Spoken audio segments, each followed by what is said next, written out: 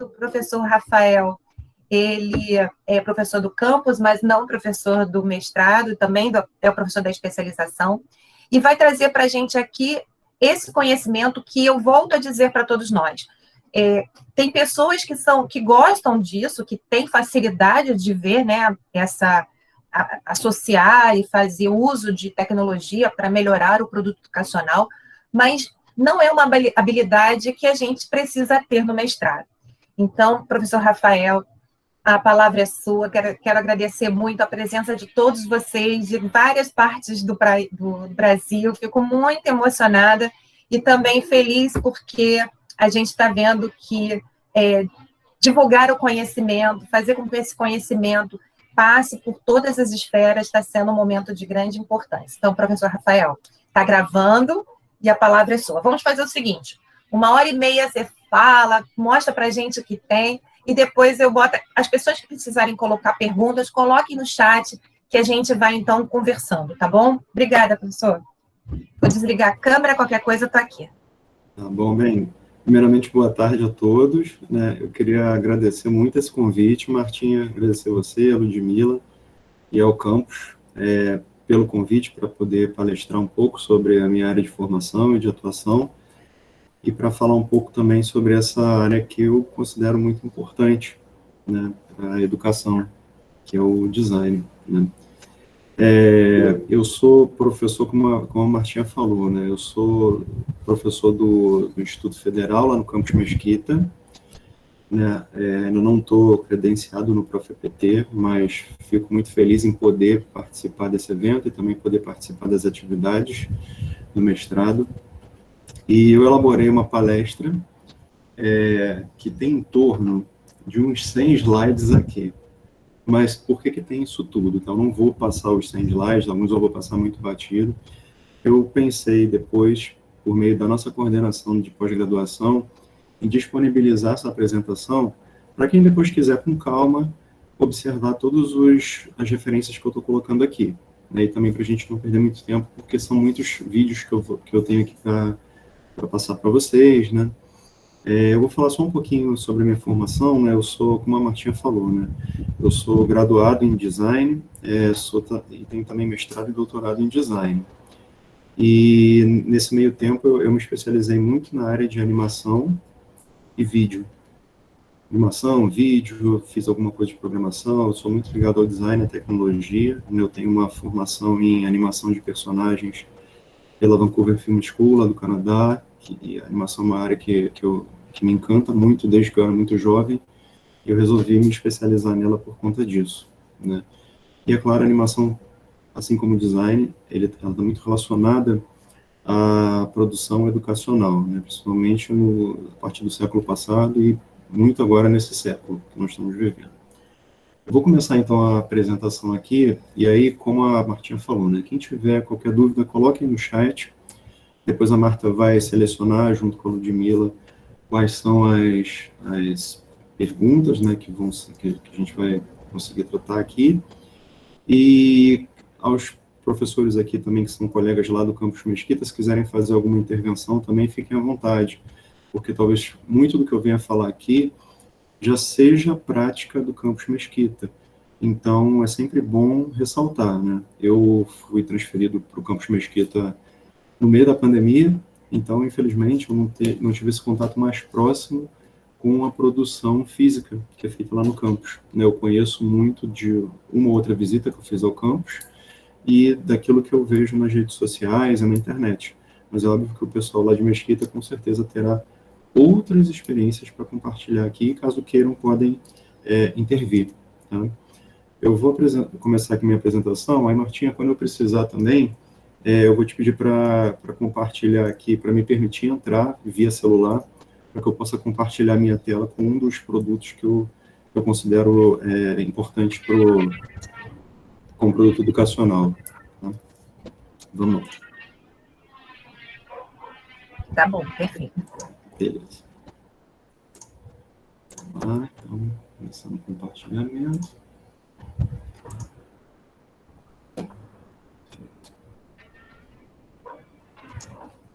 Bem, vamos lá. Então, o título dessa... Está todo mundo conseguindo ver aqui a minha tela? Sim. Tá. Então, vamos lá. O título, né, foi a importância do design e identidade visual na produção de produtos educacionais. E quando a Martinha me pediu para elaborar essa palestra para vocês, nessa troca de informação com vocês, a primeira coisa que eu pensei depois de enfim, passar algum tempo nos campos do IFRJ e também por conta da experiência profissional que eu tive anterior a essa aqui, sobre o quanto existe de desinformação sobre o design, né, e desconhecimento também, né? Então, o que eu resolvi fazer, né? Eu resolvi falar um pouquinho também, muito brevemente, sobre o que é a área do design, né, para que vocês também consigam compreender um pouco a nossa área de atuação, até para que vocês saibam como nós podemos também participar na produção de produtos educacionais, tá? Eu foquei muito nos produtos educacionais que são digitais, tá? Então, eu não... existem outros produtos educacionais que não são digitais, obviamente. Vocês que trabalham na área da... Nós todos, né, trabalhamos na área da educação, nós sabemos que não se limita ao digital, mas que hoje o digital está muito forte. Eu resolvi abordar o digital justamente por conta da especificidade do ProfEPT, tá? Mas isso não exclui nenhuma outra forma de produto educacional que utiliza design que não seja digital. Tá? Bem, Rafael, aumenta um pouco o seu som, por favor. Tá, eu vou falar um pouquinho mais alto, porque eu devo estar falando muito baixo. Sim, obrigada. Melhorou agora? Pode falar mais alto. Pô, calma aí, deixa eu ver se eu consigo aumentar aqui, porque senão eu vou acabar gritando, eu falo muito baixo. Tá, eu vou falar um pouco mais alto. Melhorou? Melhorou. Então tá bom. Então vamos lá. Então, eu coloquei essa imagem aqui só para que a gente tenha uma noção do que é, de onde atua o designer, né? Então, o que vocês vão notar aqui? O designer, ele atua no projeto, né, de carros, de produtos interativos, no projeto de produtos para o interior das residências, ele atua em intervenções urbanas, ele atua em projetos de interação, né? Eu coloquei aqui um projeto de logotipo e identidade visual, que é uma das temáticas dessa nossa palestra. Ultimamente, o designer ele tem se preocupado muito com a questão socioambiental, que é uma preocupação que tomou bastante espaço nas discussões sociais a partir da década de 70. Então, e principalmente na área do audiovisual, no design gráfico, né, que deve ser um grande interesse de vocês. Tá? Então, quando a gente fala sobre design, é comum a gente pensar nessa gama de produtos que o design produz, né? Desde carros até a caneta que vocês provavelmente estão usando agora para fazer anotações. Os celulares que vocês usam, todos esses passam por um processo de design, né? E isso nos leva a uma questão, né? Quantas vezes, né, vocês não escutaram alguma dessas frases aqui, né? Meu celular tem um design diferenciado, né? Você já viu o design daquele carro? Né? Bem mais bonito que o design do ano passado. Tá faltando design nessa apresentação, né? O design desse móvel é muito feio, né? E aí a gente passa a ter uma noção meio errada do que é o design, né? Por quê? Em geral, essas frases, elas associam o design à forma, à beleza, né? E o design, ele não se ocupa somente disso, tá? Ele se ocupa disso também, né?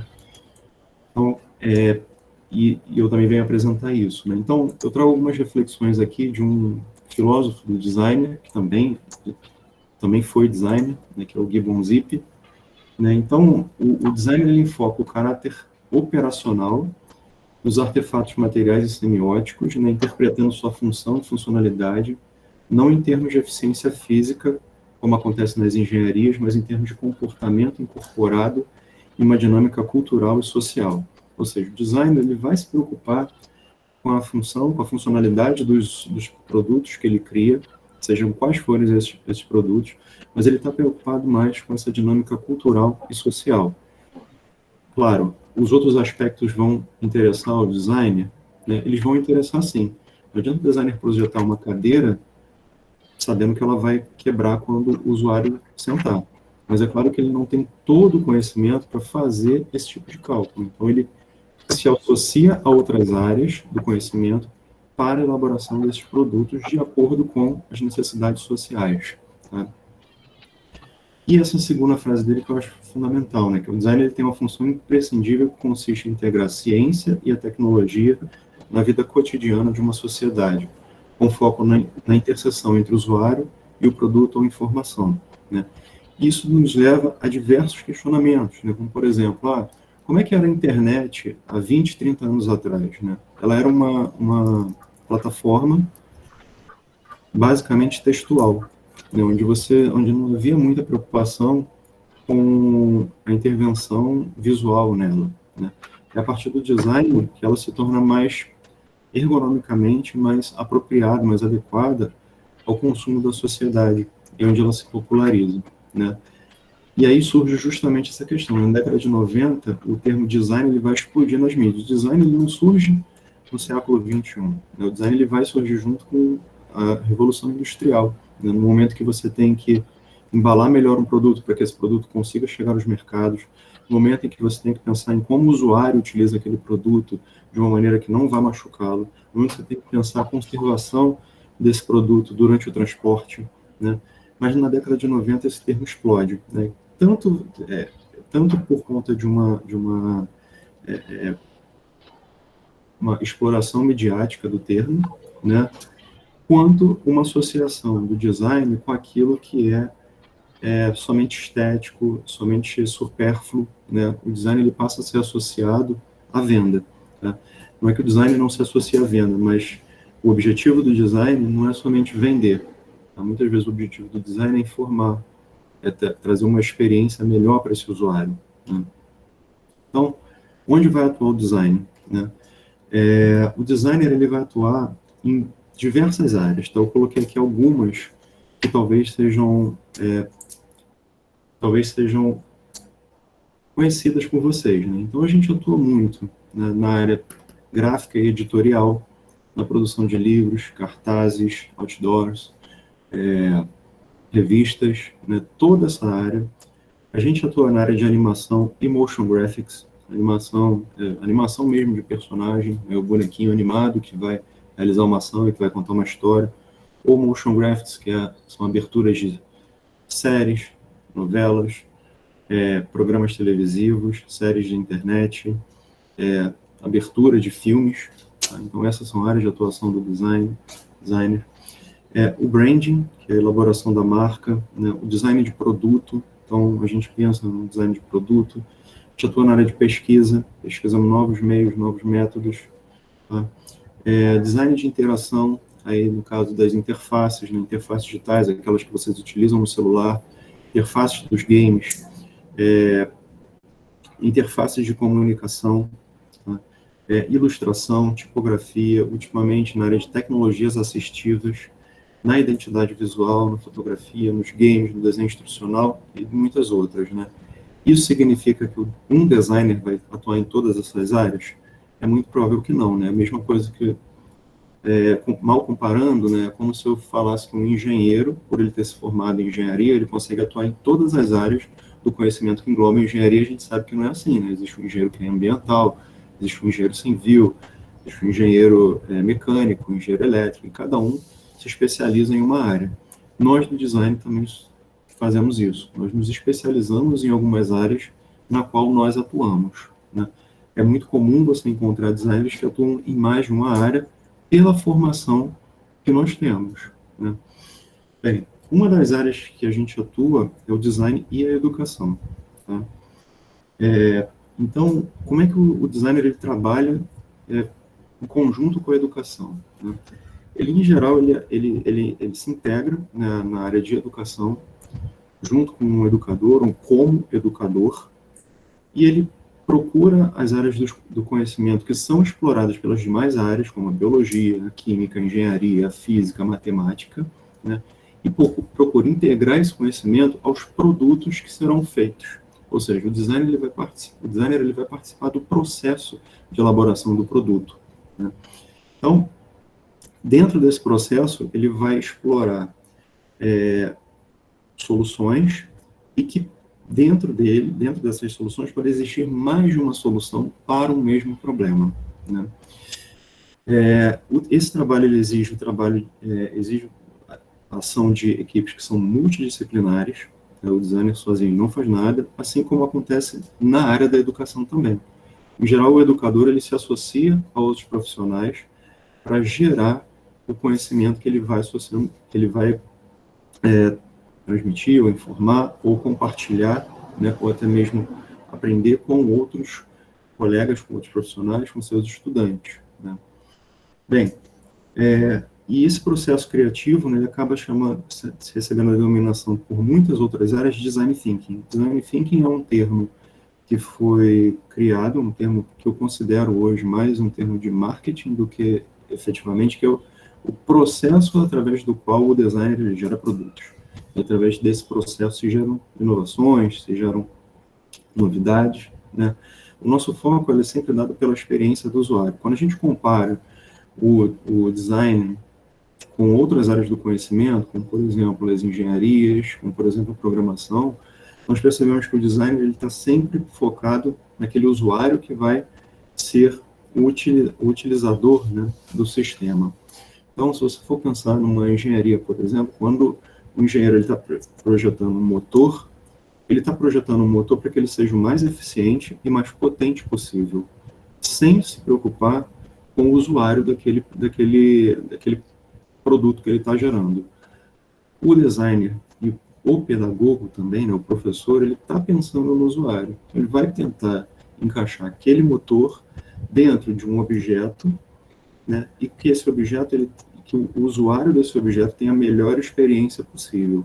Então, enquanto as áreas que são mais voltadas para a ciência, para a tecnologia, elas estão preocupadas com o sistema em si, nós nos preocupamos com o usuário. Então, é comum você entrar num carro e sentir conforto e ficar, às vezes, por horas dirigindo e não sentir suas costas doendo, porque teve um designer que pensou na ergonomia daquele banco, que pensou em como você vai se cansar ao sentar durante horas naquela posição, né, ou como a posição de um controle vai ficar no volante para que você consiga ligar o seu rádio sem precisar deslocar a sua mão dali. Bem, e dentro dos processos de design para a educação, existe um que eu fui consultar com diversos colegas que estão trabalhando com design e educação, que foi gerado através de uma iniciativa da IDEO. A IDEO é uma grande empresa de design americana, tá? E ela criou um manual de Design Thinking para educadores, tá? Cujo link eu coloquei aqui no final da apresentação, que eu vou disponibilizar para vocês todos, né? Então, esse processo de design para educação passa, segundo eles, por 5 etapas, né? Que é a descoberta, a interpretação, a ideação, a experimentação e a evolução, né? Ele está sendo aplicado em algumas entidades educacionais. Aqui no Rio de Janeiro, os alunos do Colégio de Aplicação da UERJ, eles têm aula de design na sua grade, tá? Justamente porque o design ele é muito focado em resolver problemas para usuários. Então, eles estão pensando numa formação um pouco mais ampla. E algumas escolas do Reino Unido, elas já têm na sua grade o design como disciplina, de maneira a você gerar, fazer com que aquele estudante ele esteja mais adaptado aos desafios do século XXI, né?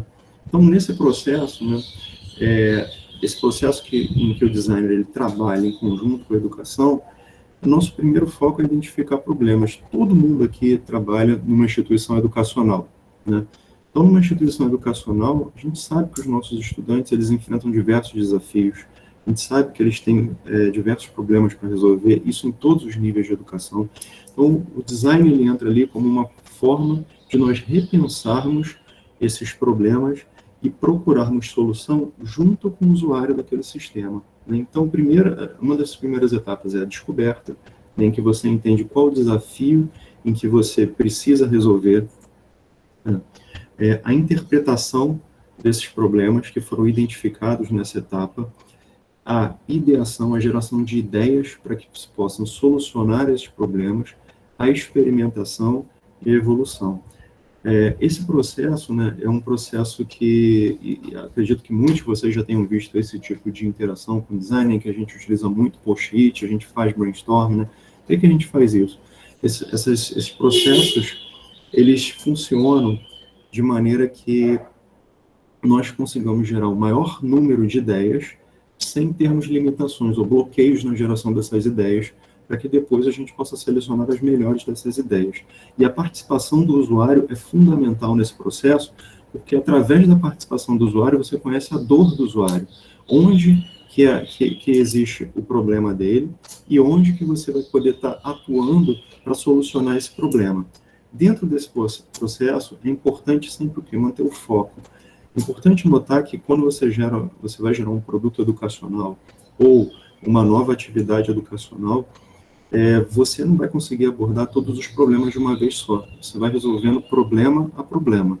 Então, às vezes, isso é muito comum quando a gente entra no mestrado, a gente entra no doutorado, a gente quer resolver um problema imenso.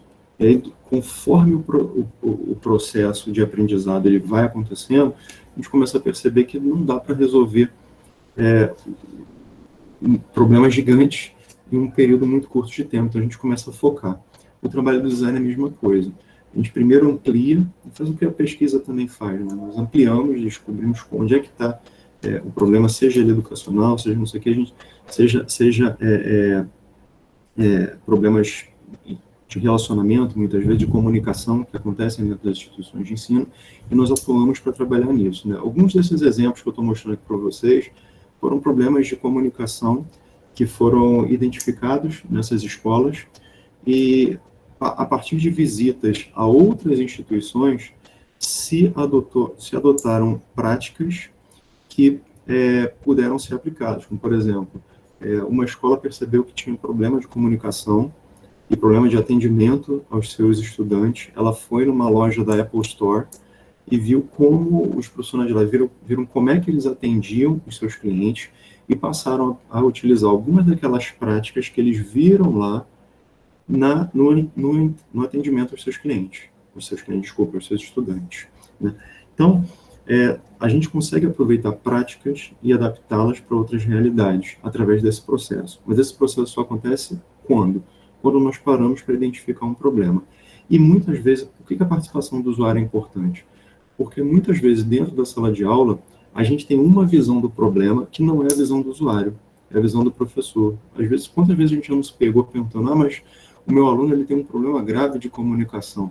E a gente nunca parou para sentar com aquele estudante e com os demais e perguntar, poxa,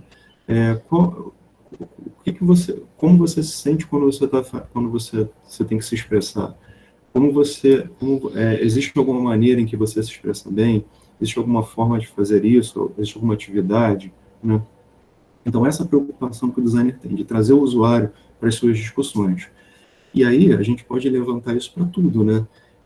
Quantas vezes a gente já não preparou, já não elaborou projeto pedagógico de curso, sem ao menos chamar ou verificar se o nosso público, que será o usuário desses projetos pedagógicos, se aquilo ali atende às necessidades dele, ou atende às necessidades da localidade ou da comunidade, né? Então, esse é um trabalho em que o método de pensar o design atua direto na produção dessas atividades educacionais, né? Em geral, durante a nossa formação como designer, parte dela nós prototiparmos. Então, é muito comum nós conversarmos com o designer e os métodos de design, eles abordarem sempre uma etapa de prototipação. Então, a gente não fica somente elaborando as ideias. Em geral, nós elaboramos produtos, projetos que vão ser aplicados. Então, nós pegamos isso, então essas fotos aqui mostram isso, ou seja, a partir dessa ideação, a partir desse movimento em que você identificou o problema, propôs soluções, nós prototipamos, e aí esse protótipo ele é levado ao usuário para que ele seja testado, validado, e se ele não for validado, ele retorna para a fase de prototipação, para ser então novamente levado ao usuário, para que ele finalmente observe como funciona aquele produto e passe a utilizá-lo. Então, essa é uma das contribuições do design nesse processo educacional, né?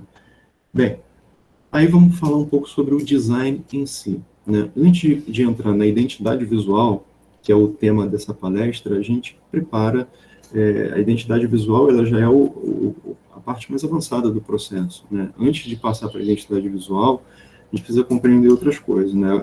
A Martinha, quando falou comigo sobre a questão visual, né, dos produtos educacionais, eu vi algumas apresentações dos meninos lá do ProfPT, né, da pós em Educação e Divulgação Científica. Uma das coisas que eu notei foi o seguinte: o pessoal entende que eles têm que organizar a informação, mas muitas vezes eles não entendem como organizar essa informação. Oi, Kênia, aproximadamente 1h30, vai até umas 4 horas, mais ou menos. E, então, a primeira etapa é a tipografia, né? A tipografia, ela é uma escrita com tipos, né? É uma das áreas mais consolidadas do design, né? E essa criação de fontes tipográficas, ela remonta à invenção da imprensa, né? Quando os tipos móveis, eu vou mostrar algumas imagens para vocês, tipos móveis, elas vão permitir a disseminação do conhecimento massivamente pelo meio impresso. Mas se a gente for lembrar da história mesmo, história mundial, né? A invenção da prensa tipográfica foi uma das razões do término da Idade Média, né? Que você passa a disseminar o conhecimento massivamente. Antigamente, os livros e toda a produção gráfica era feita de forma manual ou através de métodos de gravação, né? As escolas de belas artes, hoje em dia a gente tem a Escola de Belas Artes do Rio de Janeiro, foi onde eu estudei, tem um curso de gravura. Se você for olhar, observar a importância da gravura nos séculos anteriores ao século XX, ao século XXI, ela ocupa um lugar de destaque, porque é através da gravura que você vai gerar ilustração para as publicações impressas, né?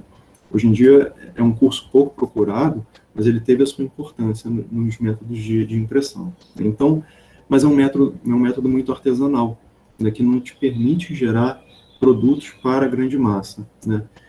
Bem, aí voltando à nossa história, né? A tipografia, então, é a parte do design que cuida da seleção, criação e aplicação dos tipos, né, nos mais diversos contextos, né? Então, o que é comum nós, designers, encontrarmos em apresentação de quem não é designer, né? É ver a utilização de uma grande gama de tipografias que muitas vezes não são apropriadamente feitas para aquele contexto educacional, né? Então, e é importante a gente não confundir com tipologia, né? O pessoal que estuda e pesquisa as áreas das ciências, principalmente as ciências biológicas, utiliza o termo tipologia como classificação de conjuntos, né? Então, você tem lá as tipologias do reino animal, do reino vegetal, não é disso que a gente está falando. Os dois termos são bem diferentes, né? Uma coisa não tem a ver com a outra, né? E a tipografia, ela é o quê? Uma representação gráfica de um som, né? E a gente nunca parou para pensar, né? Muita gente nunca parou para pensar no texto como uma forma gráfica, né? Então, eu trago aqui alguns exemplos de aplicação do texto, né, como forma gráfica. Então, nesses contextos aqui, o texto ele não é somente texto para a gente, que é do design, né? O texto ele faz parte da composição visual, ele é um elemento gráfico, e ele pode trabalhar como elemento gráfico, né? E aí, talvez a gente tivesse perguntado, poxa, mas o que isso tem a ver com o produto educacional? Porque vocês também podem explorar o texto como forma de comunicação visual, né, para gerar conceitos, para gerar produtos educacionais, fazer com que o seu estudante pesquise. Toda tipografia, a gente vai ver já, ela tem uma história, ela pertence a um momento específico da história, né? Então, aqui mais alguns exemplos, né? Como eu falei com vocês, o texto ele é visto pelo designer como uma forma, então a gente utiliza o texto como forma para transmitir uma mensagem, tá? Como forma e como conteúdo também. Então, a organização do texto dentro de uma apresentação, dentro de um cartaz, dentro de um pôster, dentro de um motion graphic, que a gente vai ver daqui a pouco, é uma forma de comunicar, tá? Eu não sei se responde aí a sua pergunta sobre a aplicação do texto como visualidade, mas essa é uma das formas que a gente pensa. A gente não pensa o texto somente como a representação sonora, a gente pensa o texto como representação gráfica, né? Bem, e aí, de onde surge o texto, né? Então, os primeiros símbolos, né, que tentavam representar quantidade, tentavam representar informação, aparecem com os fenícios, né? Isso vocês vão encontrar na história geral, e também na história de algumas áreas do conhecimento, como, por exemplo, a matemática, né? Os matemáticos, eles se debruçam sobre alguns símbolos que eram utilizados como representação gráfica para representar quantidade, para representar relações, né? E isso acontece até hoje, né? Tanto que, quando a gente pensa na dificuldade que os nossos alunos têm com matemática, por exemplo, porque muitas vezes eles não compreendem aquela simbologia. A matemática, ela é linguagem, né? Assim como para a gente o texto, ele também representa uma linguagem, né? Bem, as primeiras civilizações, elas vão utilizar ideogramas, né? Então, existem civilizações que fazem isso até hoje. Os chineses, por exemplo, utilizam ideogramas como representação gráfica. Qual o problema do ideograma, né? O problema do ideograma é que, para você representar uma linguagem, você precisa de milhares e milhares de ideogramas para conseguir representar um conceito, né? Enquanto que, quando você associa um símbolo, né, uma representação gráfica, a um som, você não precisa de milhões, né? Com os nossos 27 letras do alfabeto, a gente consegue representar diversos outros conceitos, né? Algo que uma linguagem que trabalha com ideogramas não consegue sozinha, né? Então, isso aqui é alguns momentos de desenvolvimento da escrita, né? Aqui eu mostro que o nosso A, de onde é que ele surge, né? Que é da representação ali do boizinho, né? Surge disso aí, que aí ele perde a sua simbologia original e passa a ser associado a um som, né? E algumas das evoluções, né? Por que é importante notar isso, né? Essas evoluções do texto escrito?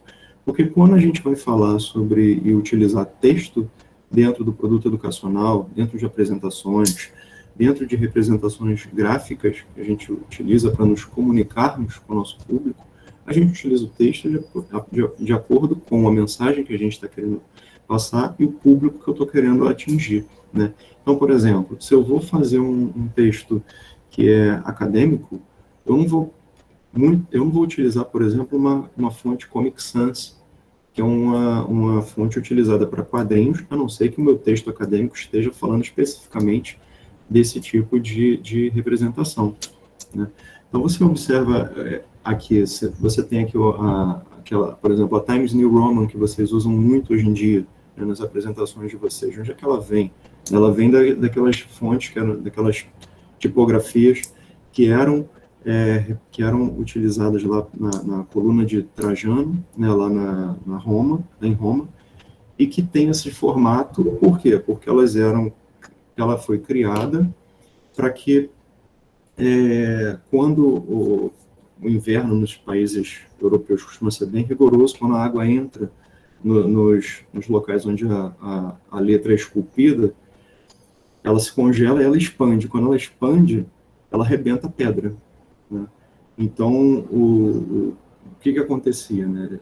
Os romanos cunharam esse tipo de letra para quê? Para que, quando a água se expandisse, ela não quebrasse a pedra, ela saísse para fora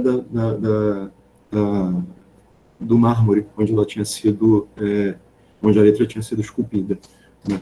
Então, existem problemas de referências de design que são relativos a problemas históricos, né? Que é o que a gente vai ver aqui, né? Então, qual foi a grande sacada do Gutenberg, né? A grande sacada do Gutenberg foi pegar essas placas que eram feitas em forma de gravura, eram placas grandes, né? E que toda vez que uma placa dessa se danificava, o gravador ele era obrigado a elaborar uma outra placa inteira. Imagina você ter que gravar uma página inteira de um livro. É um processo demorado.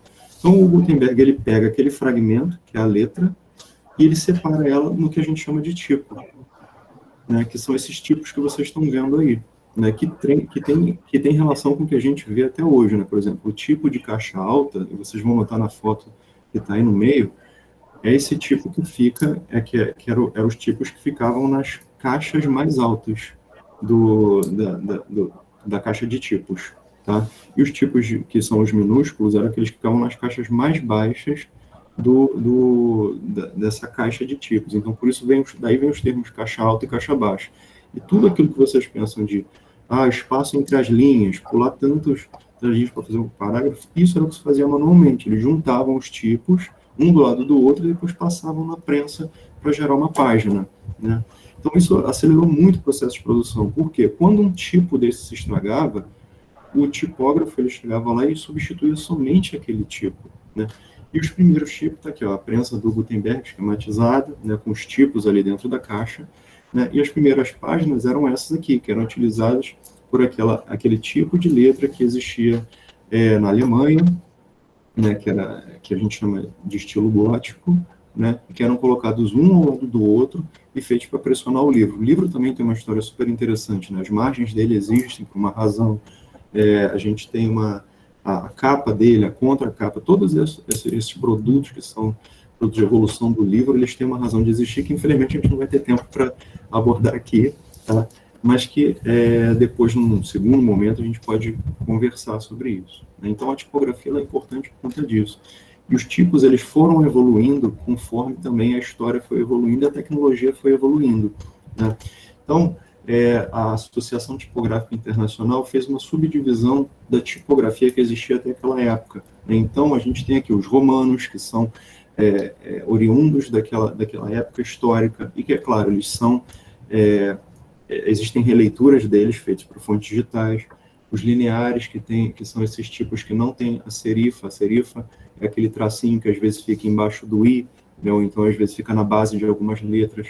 Os incisivos, que já são letras, são tipos que são serifados, né, os góticos, que lembram essa primeira tipografia que o Gutenberg utilizou para imprimir a letra.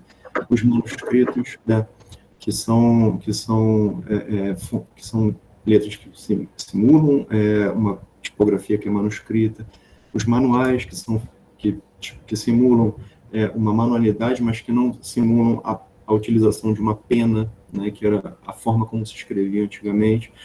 Depois, quando essa palestra acabar, experimentem, por exemplo, existem fontes cujo formato itálico, né, ele relembra uma fonte manuscrita, que é completamente diferente. O itálico das fontes tipográficas que são bem elaboradas, elas não são simplesmente a fonte inclinada, elas possuem uma outra forma, né? E essas formas são pensadas para quê? Né? E aí a gente entra no que a gente chama das partes que compõem o tipo, né? Elas são pensadas para que uma fonte consiga conversar direito com a outra. Então, quando você, por exemplo, pega uma fonte, estica ela para caramba, comprime ela para caramba, na verdade você está botando todo o trabalho do designer, está jogando o trabalho do designer fora, porque ele pensou na forma como esses tipos interagem uns com os outros. Ele pensa no conjunto dos tipos, como, por exemplo, muitas vezes você vê o F e o I. Em diversas fontes, aquela gotinha do I, ela se funde com o terminal do F. Isso é pensado para que aquele espaço fique bem legível para quem está lendo, para que exija um conforto textual, um conforto na leitura. Então, o uso da tipografia é muito importante. Então, a gente não sai utilizando um monte de tipografia aleatoriamente quando a gente cria um produto.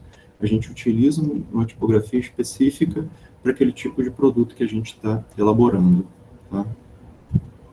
Bem, e aí a gente vai entrar na identidade visual, porque a identidade visual, ela passa... Por que eu quis fazer esse papo sobre a tipografia antes? Porque a gente vê muito... a parte do processo da identidade visual passa pela escolha do tipo, né? Então, o que é identidade visual? A identidade é a área da atuação em que o designer ele vai organizar elementos gráficos, né, para criar uma identidade daquela empresa, daquela pessoa, daquele produto, né? É como se, por exemplo, nós observássemos uma pessoa, né? Quando você pensa num amigo seu, né, você pensar como é que essa pessoa se veste, como ela fala, como ela caminha. Isso faz parte da identidade dela. A gente nem pensa nisso, mas se vocês pararem para observar uma pessoa caminhando de costas, às vezes você consegue reconhecer aquela pessoa pelo caminhar dela, sem nem ao menos ver o rosto dela. Por que você sabe reconhecer aquela pessoa? Porque a identidade daquela pessoa já está formada dentro da sua mente. E ela se forma como?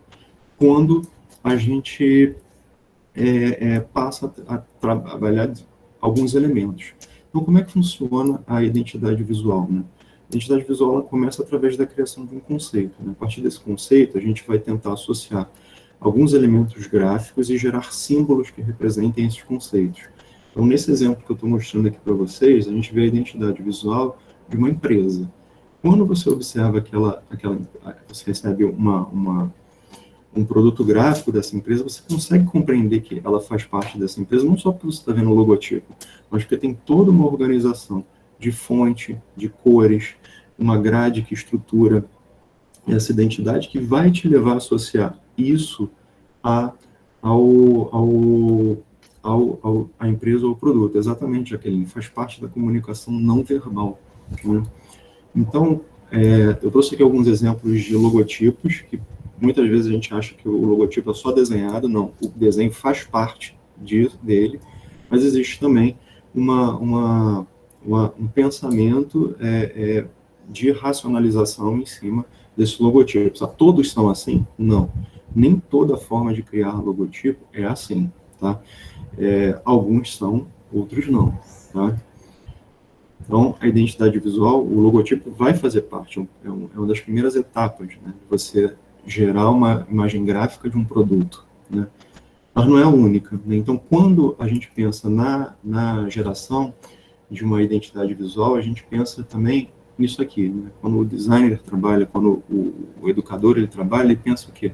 Eu tenho que gerar uma identidade para isso. E como as outras pessoas, os outros usuários desse sistema vão seguir essa identidade. Então, é daí que surgem os manuais de marca, né?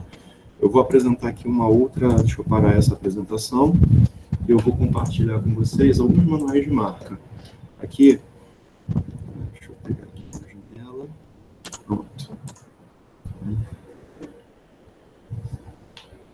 Então, o que é o manual de uma marca? O manual de uma marca é o desenvolvimento do conceito dessa marca para que outros possam utilizá-la e não deforme essa marca de maneira que, ao ser vista, essa marca possa sempre comunicar a mesma mensagem, a mesma ideia, né?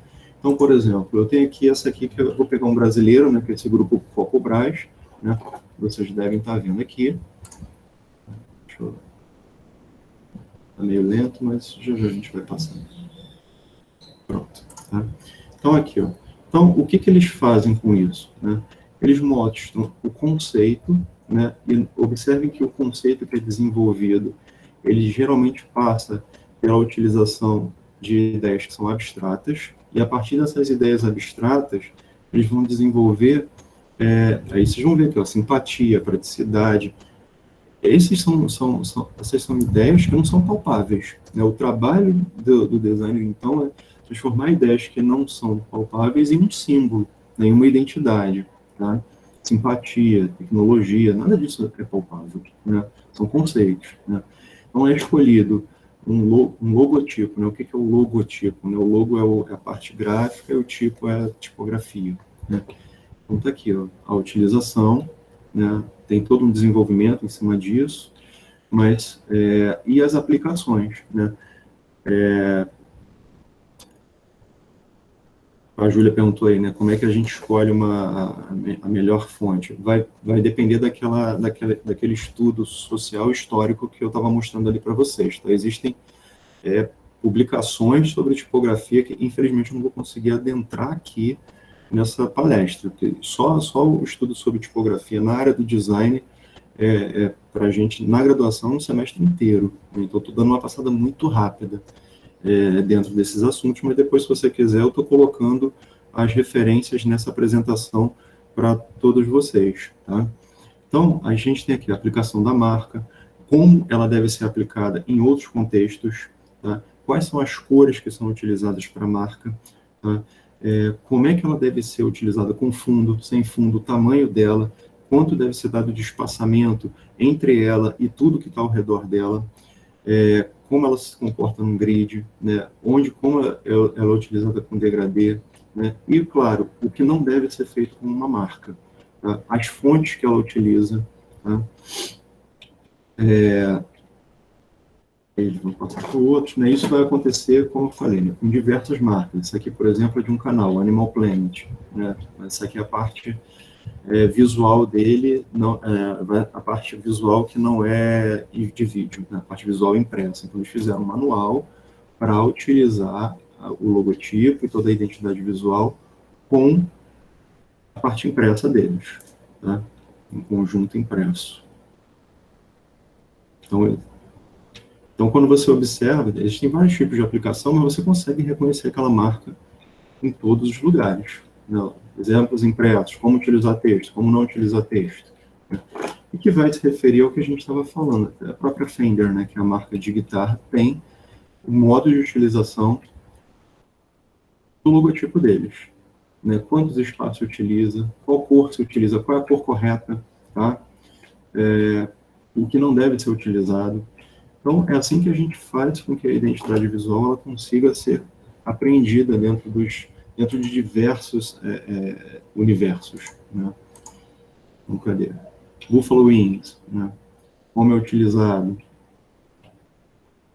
o que é a marca, o que a marca quer dizer, tem um histórico, qual fonte é utilizada, né? Quais são as aplicações, né? Aplicações da marca, como é que com os produtos que são gerados por essa marca, tá?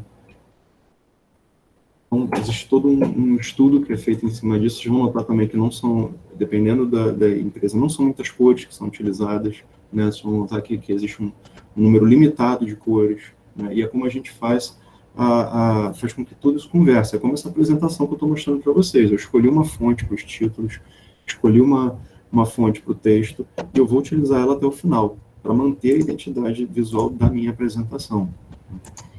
Deixa eu voltar aqui para a minha guia do Chrome. Tá?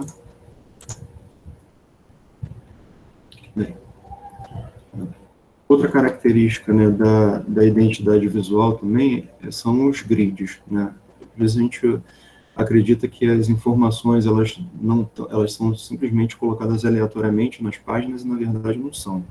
Elas são todas colocadas por meio de grades, que são divisões da página, que se relacionam com a estrutura da própria página e que fazem com que a gente consiga sempre manter a identidade de uma edição para outra. Então, se você pegar uma revista como a Época, por exemplo, ela vai ter uma identidade, vai ter páginas que são associadas umas com as outras. Os títulos têm todos a mesma fonte, em geral, todos na mesma posição, um texto dividido em 3 ou 4 colunas, onde a foto ele vai se inserir num espaço específico que é planejado e projetado para aquilo, né? Então, tem aqui, a gente utiliza software de diagramação para isso, né? E, é claro, a identidade visual não deixa de estar presente em produtos educacionais, como, por exemplo, o livro pop-up, né? Que é um dos produtos que são gerados, que podem ser utilizados para a educação, né? Então, todo esse produto aqui, se vocês notarem, a fonte que está sendo utilizada é a mesma. Os títulos, eles estão sendo utilizados em bold, né? Todos os títulos são bold. Todo o alinhamento do texto segue a forma que está sendo representada ali. Todos os desenhos têm o mesmo estilo gráfico, né? Para quê? Para que ele possa ter uma unidade naquele conjunto que é aquele livro. Tá? E aí eu trago para vocês um exemplo que foi a Semana de Ciência, Tecnologia e Economia Criativa, que a gente elaborou no campus onde eu trabalhava anteriormente, lá em Belford Roxo, e também no campus Paracambi. Foi um evento conjunto, cuja temática era bioeconomia, né, economia criativa, e lá a gente desenvolveu o logotipo pensando na bioeconomia. Então pensamos num logotipo que representasse um pouco uma folhinha. A gente também remeteu às cores do Instituto Federal, que são o vermelho e o verde. A gente tomou a liberdade de utilizar um degradê ali para isso, tá? E isso passou por um processo de ideação, tá? de elaboração de alguns conceitos, e depois que o logotipo estava pronto, a gente aplicou ele junto com algumas artes que também procuravam transmitir o conceito de bioeconomia, e utilizando, mais uma vez, todos eles têm uma mesma, todos os degradês possuem a mesma tonalidade de cor, né? A fonte é a mesma em todas elas, o local onde está aparecendo a informação, que é referente à data e à hora, está sempre no mesmo lugar, né? O logotipo ele tem uma área ali de aplicação, tá? Os logotipos do Instituto Federal também aparecem geralmente na mesma área, o mesmo vai acontecer com os nossos patrocinadores, ali o CNPq. Então, quando a gente faz uma identidade visual, a gente pensa nisso, né? Então, tá aqui, faixas que foram utilizadas lá para chamar o pessoal dos institutos federais, né? Mesmo a identidade visual que foi utilizada nos documentos internos, nas declarações, nas certificações, foi utilizado toda a mesma tipografia, com o logotipo sendo utilizado numa posição muito específica, com aquele fundo, com as cores que foram escolhidas para a identidade visual. Então, tudo isso, quando você olha para uma arte dessa, você olha, aquilo ali está relacionado àquele evento. Todas essas características que foram adotadas aqui relacionam esse material gráfico com o evento que está sendo elaborado. Eu vou dar uma corrida aqui, porque o meu tempo está começando a se esgotar, né? Então, aqui a aplicação da identidade visual nos produtos que foram gerados, tá? Lembrando que um evento também pode ser um produto, tá? Educacional. Esse aqui foi um evento de divulgação acadêmica, né? E aí eu vou passar para ilustração e quadrinhos. Michele, sim, mas Michele perguntou se a psicologia das cores é válida. Sim, é válida, mas ela tem que observar o contexto social e a temporalidade. Né? A cor, ela tem uma representação temporal. Né? Então, em algumas épocas históricas, determinadas cores tinham diversas representações, que às vezes estavam ligadas até a dinastias. Né? A mesma coisa com o contexto social. Né? Hoje em dia, o vermelho está associado ao comunismo. Né? Mas, se você for observar lá nos Estados Unidos, né, que é o país menos comunista que existe, o vermelho é associado ao Partido Republicano, que não tem nada de comunista. Né? Então, o contexto social e histórico ele vai determinar o uso das cores também. Tá? Mas vamos lá, vamos falar um pouquinho sobre ilustração em quadrinhos. Né? O processo, eu gosto muito dos quadrinhos como ferramenta para a criação de produtos.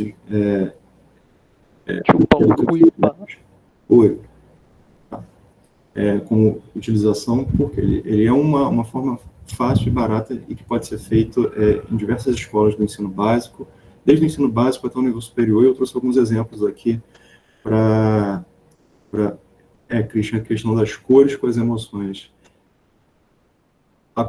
São estudos que são feitos, né? Se você for notar, o McDonald's de 10 anos atrás, ele era todo vermelho, amarelo e laranja, né? Hoje, eles já estão procurando cores mais sóbrias. Então, teve um estudo que foi feito em cima daquela representação colorimétrica ali para que houvesse essa mudança. Mas, sim, existe essa relação. Tá? Voltando aqui, né, a gente tem os quadrinhos. Né? Então, qual é o processo? Né? O processo básico é esse aqui. A partir de uma ideia, se gera um roteiro, se faz uma preparação de esboço, uma criação de contornos, a colorização, o lettering e a arte final. A parte que nos cabe, muitas vezes, acaba, para quem não tem habilidade, não tem alguém que está trabalhando, a gente fica muito na ideia e no roteiro. Né?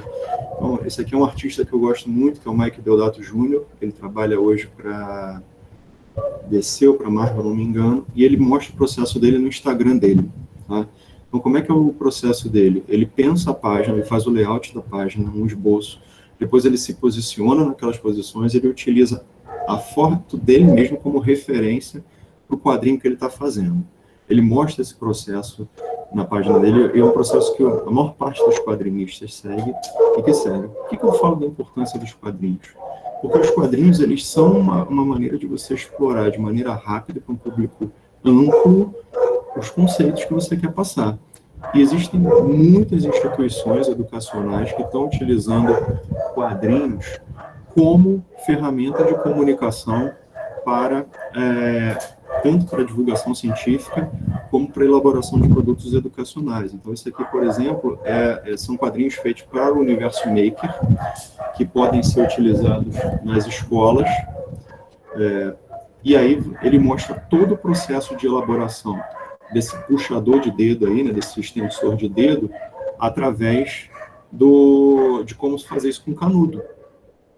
Ou seja, você tem uma representação gráfica, visual direta, mostrando e botando a potencialidade disso para estudante, por exemplo, né? Ou como fazer um pequeno foguete em casa, utilizando papel higiênico, pastilha de remédio para azia e copo d'água, né? Ou seja, é uma forma de você atrair a atenção do seu estudante para um assunto que é acadêmico, que é científico, muitas vezes seria muito difícil tratar, por exemplo, uma aula de física, né? E, é claro, tem essa série aqui que eu adoro ela, que é o Guia Mangá, né?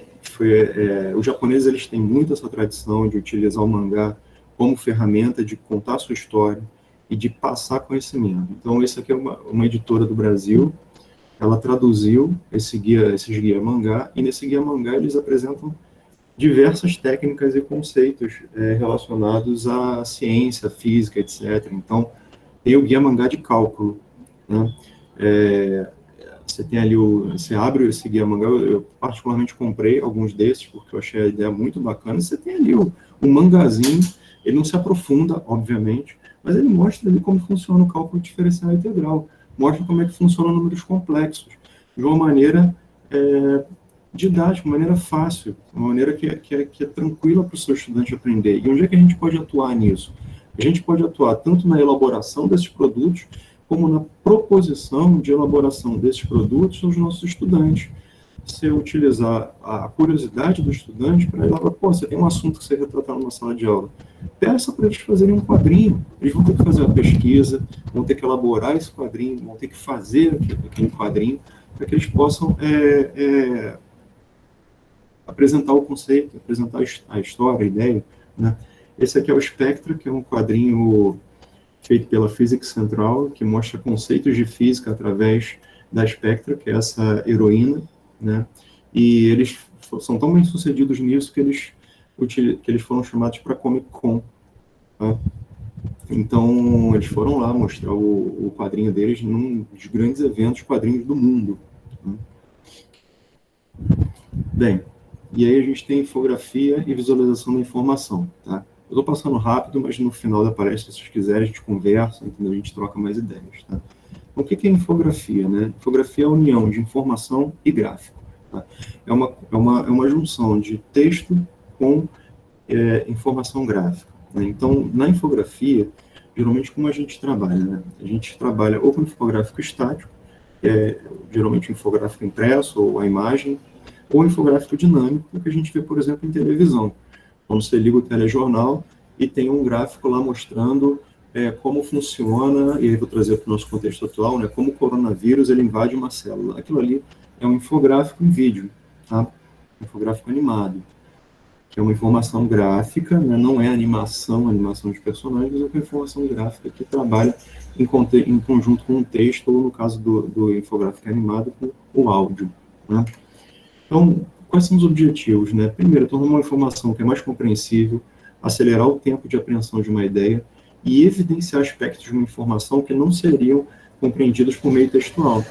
Então, um dos exemplos que a gente trabalha muito no design, por exemplo, no design de informação, é esse aqui, que é o da Florence Nightingale, né? Que ela era uma enfermeira que trabalhou na Guerra da Crimeia, né? E ela fez esse infográfico que em formato de rosa. Eu vou explicar ele rapidamente, né?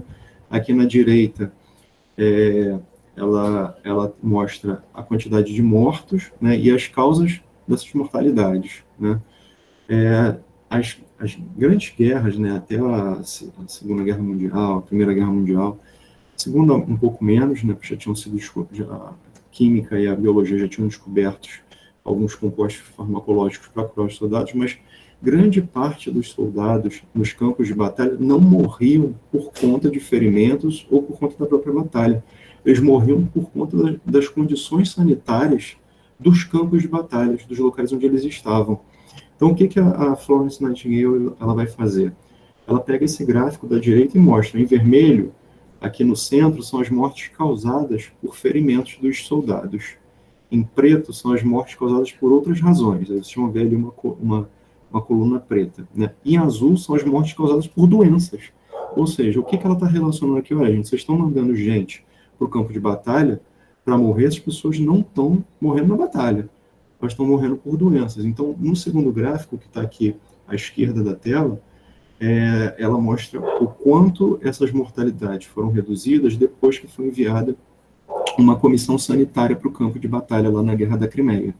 Então, ela representa graficamente a importância da visualização da informação em cima daquele conjunto de dados que ela tinha. Se ela simplesmente apresentasse isso como números, isso não ficaria tão evidente. Mas quando ela apresenta isso de maneira gráfica, ela está mostrando para as autoridades que ela quer convencer que é necessário levar a informação sobre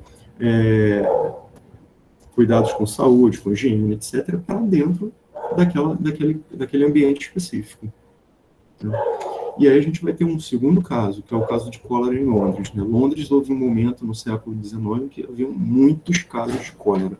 Tá? Os casos de cólera eram muito comuns, porque a cólera é uma doença que é transmitida por meio da água. Né? E lá em Londres estavam tendo muitos casos. O que o John Snow fez? Ele pegou um mapa, e vocês vão notar que esse mapa tem alguns tracinhos no meio dele, tá? Alguns locais ali que são bem pretinhos, parecem prédios, mas não são traços. Que esse senhor aqui, o Jon Snow, tá? Não confundir com o Jon Snow do Game of Thrones, tá? Esse aqui é o Jon Snow daquela época, né? O que ele fez? Ele começou a colocar tracinhos onde haviam mais contaminações por cólera, onde estava havendo mais morte. E o que ele notou? Que próximo de um cano de água tinha muito mais morte do que nos outros. Ele começou a notar por que tinha algumas mortes que estavam acontecendo mais longe. Ele foi nas casas e começou a perguntar, olha, mas por que a pessoa que estava aqui morreu de cólera? Ele começou a associar a coleta de água nesse cano específico. Às vezes a pessoa morava longe, olhava longe, ia lá naquele cano pegar água e ia morrer de cólera na sua casa. Né? Ou seja, algumas mortes são bem longe, afastadas do cano, mas vocês vão notar uma certa concentração no meio aqui, dos tracinhos pretos, porque ele identificou que ali, próximo daquele lugar, tinha um cano cuja água estava contaminada, e aí eles puderam resolver o problema. Outra coisa que ele também viu nesses dados é que, por exemplo, ao lado desse cano tinha um estabelecimento em que quase ninguém morria, que era uma cervejaria.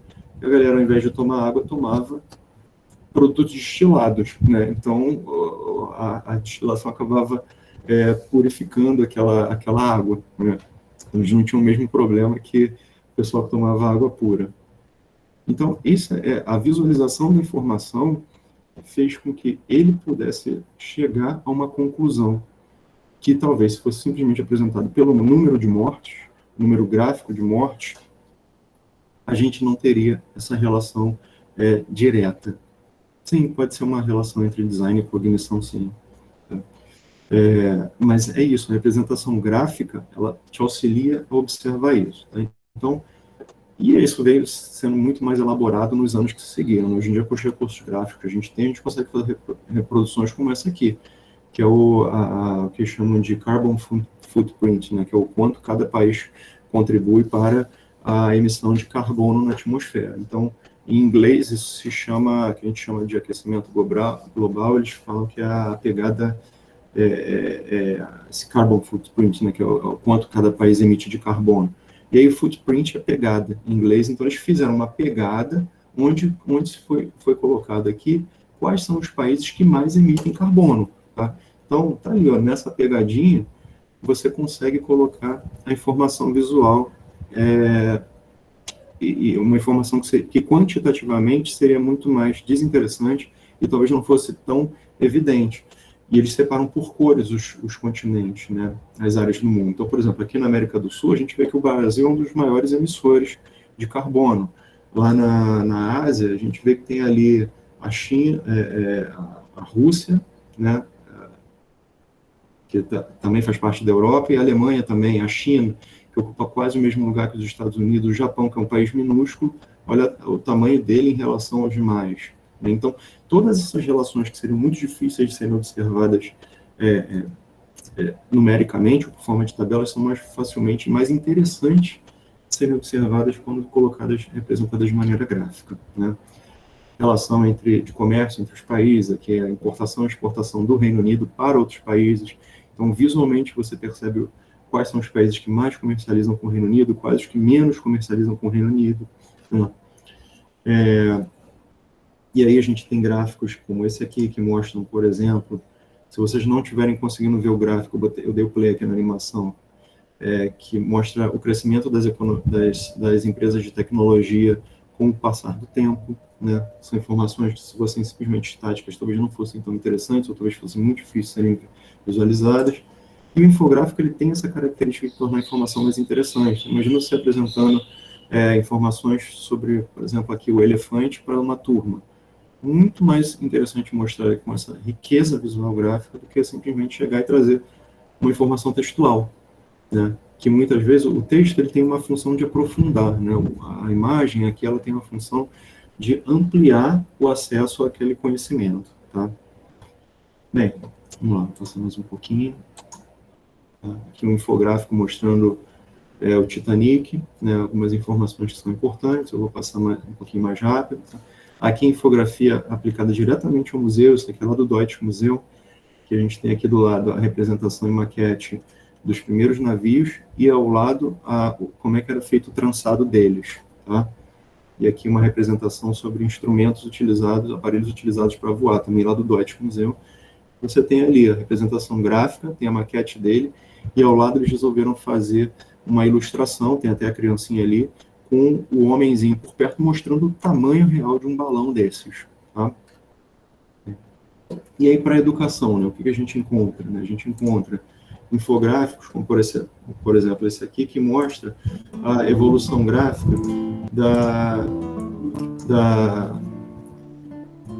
das fronteiras das Américas, né? Então ele vai colocando aqui os anos se passando e as cores de acordo com as civilizações que estavam ali, e logo depois as civilizações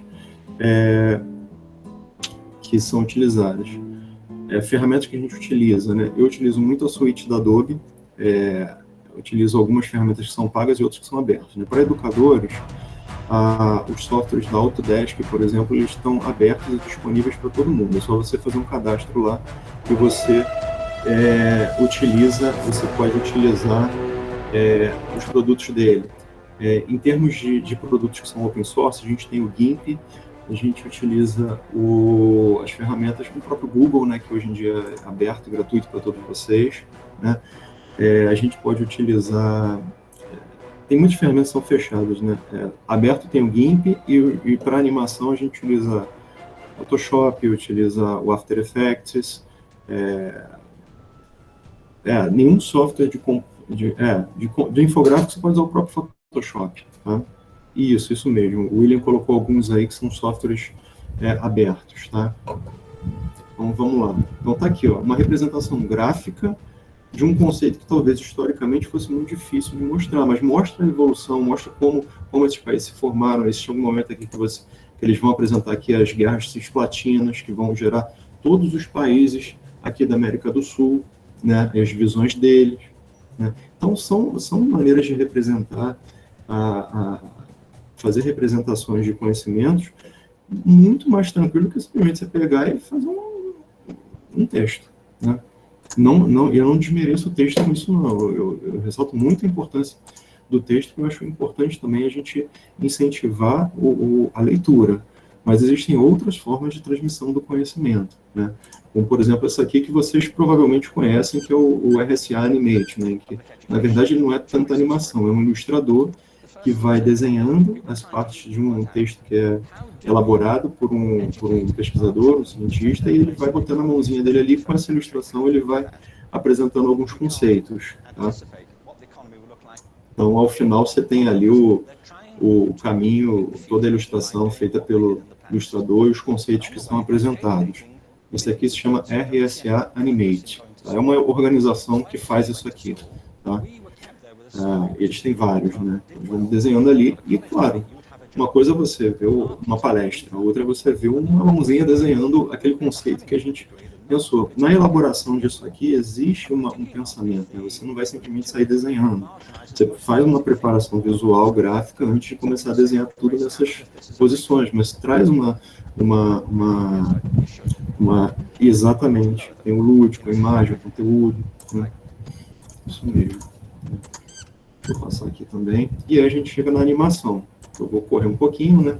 Vou falar um pouco dos dispositivos óticos, né? Então, a animação, ela surge, as origens dela são no século XIX, um deles é o Thaumatrope, que era um brinquedinho que era, ele tinha duas faces, né? Era um círculo com duas faces, onde você amarrava um barbante enrolado. Então, conforme você puxava o barbante, aqueles objetos, aquele círculo, ele ia se rotacionando e parecia que um objeto estava fundido com o outro, né? Trabalhava muito com a percepção visual, né? A gente usou o trópio, em que você tem uma quantidade limitada de imagens sequenciais, que o Anima Mundi faz muito isso, utiliza muito o zootrópio hoje em dia. O zootrópio, ele pode ser encontrado esquemas de construção dele, e como é que a gente pode utilizar isso na aula, né? Através de contação de histórias. Você quer explicar um conceito gráfico, quer explicar um fato histórico, quer explicar uma ideia de física, você pode utilizar isso aqui.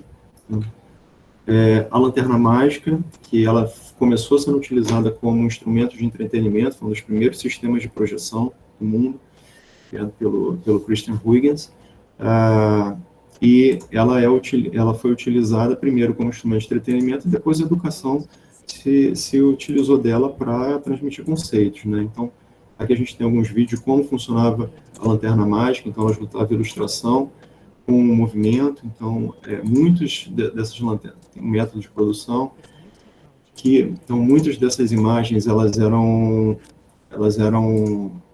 feitas através de dispositivos que eram mecânicos, né? Ou seja, não era somente ilustração. Então, havia todo um pensamento sobre, poxa, como eu vou colocar essa imagem para se movimentar? Não sei se vocês estão vendo aí, aqueles ali são alguns slides da lanterna mágica, eles eram pintados diretamente sobre o vidro, tá?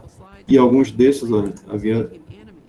eram criados dispositivos, mecanismos para fazer a animação, para simular o movimento naquela época, né? E que são instrumentos que podem ser utilizados. Eu quero explorar como funciona um conceito de física, mecânica, utilizando artes gráficas.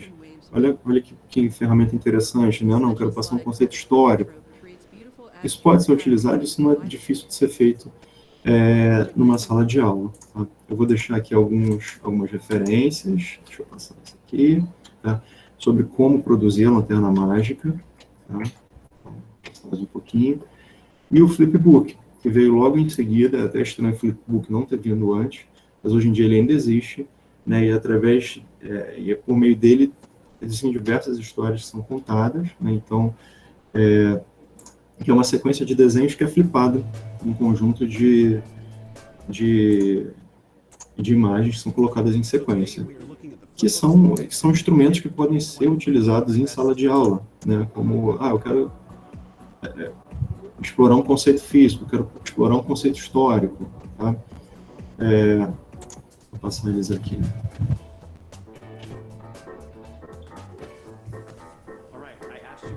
E que são instrumentos baratos, né? Além de tudo, né? E são considerados também produtos educacionais, né? Um flipbook sobre extinção dos dinossauros.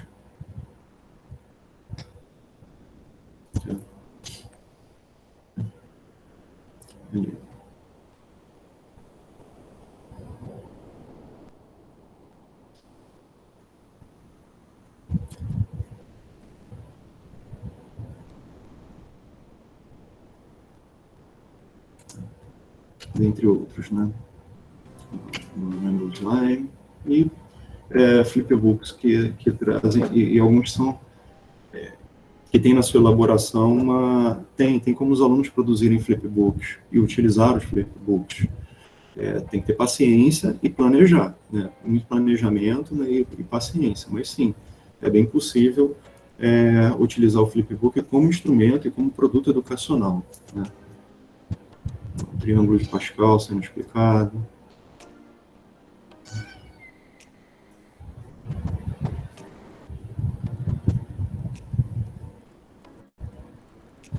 É claro, né? O interessante disso é você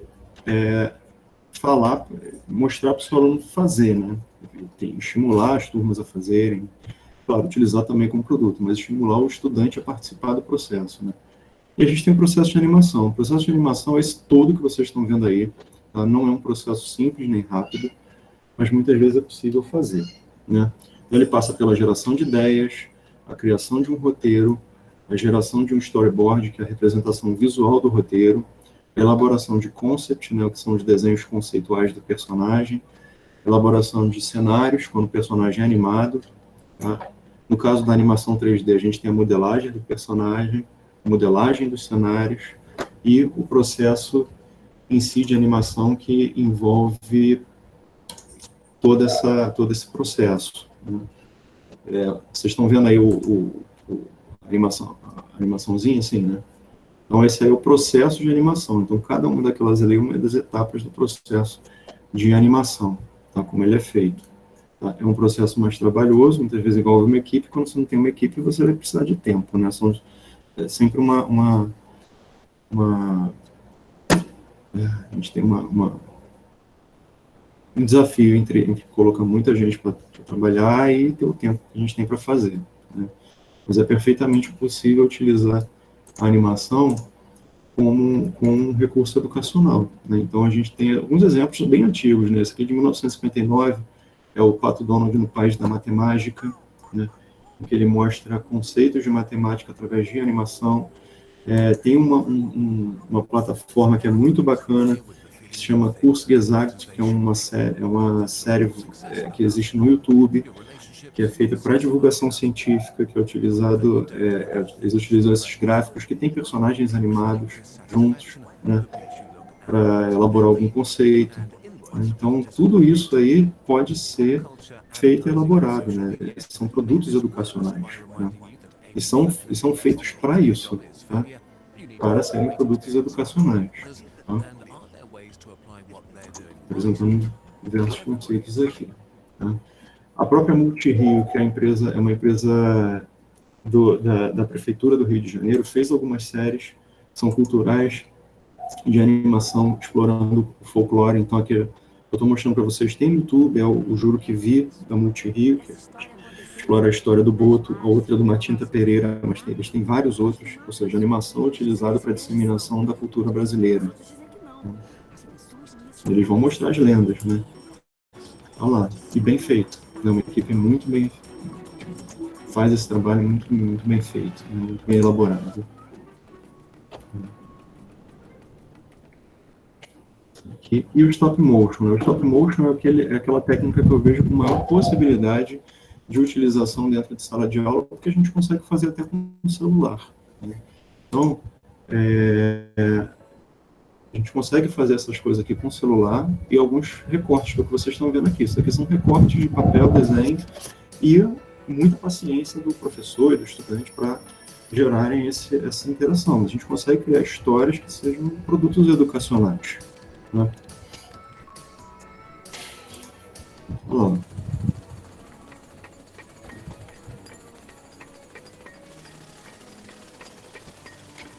E aí, quais são? Aí, a gente me pergunta, né, tá aqui os dois aplicativos que eu particularmente já usei para trabalhar com Stop Motion, o Stop Motion Maker e o Stop Motion Studio, tá? O Stop Motion Maker, ele é aberto, gratuito. O Studio, ele tem a versão gratuita e tem a versão paga, né? Mas dá para explorar dentro de sala de aula. A gente fez isso a gente utilizou ele na Semana de Ciência e Tecnologia, o Stop Motion com celulares, tá? E a gente tem mais alguns exemplos aqui. Eu já estou chegando ao final da apresentação, mas está ali, ó, feito com stop motion, tá? E alguma paciência, né?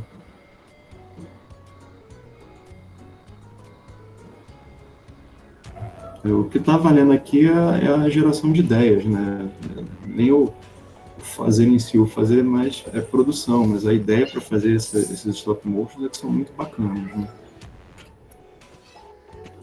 Aqui tem mais alguns exemplos. Esses aqui eu vou deixar para vocês, que são exemplos que eu acho super bacanas. Isso aqui é uma técnica que a gente chama de stop frame, né, em que você utiliza a própria pessoa como ou parte, enfim, do vestuário, tudo para gerar histórias, né?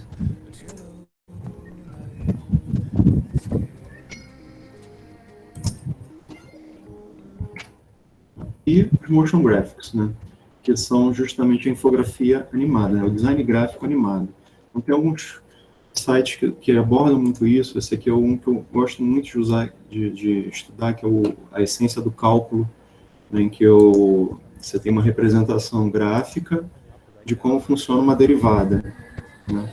Ele vai utilizando uma representação gráfica, visual, animada, né, notem que não é animação de personagem, é animação de elementos abstratos, gráficos, para gerar conceitos sobre, uma ideia sobre o que é o cálculo, né.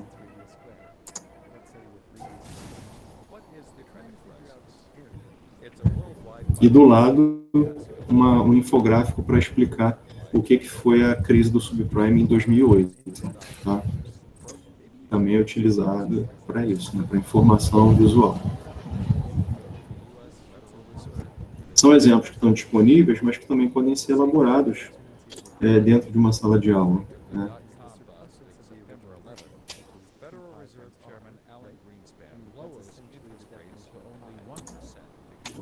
Aqui, entre outros. E o vídeo, né? Vídeo para educação, aí fica a critério da gente, né? A gente tem diversos exemplos bons, Manual do Mundo, a BBC News começou a produzir uma série de história sobre vídeo, né? Então, por que o Brasil foi o único país das Américas que não se dividiu? Os caras vão utilizar informações gráficas junto com vídeo para contar a história, toda a história da divisão da América, né?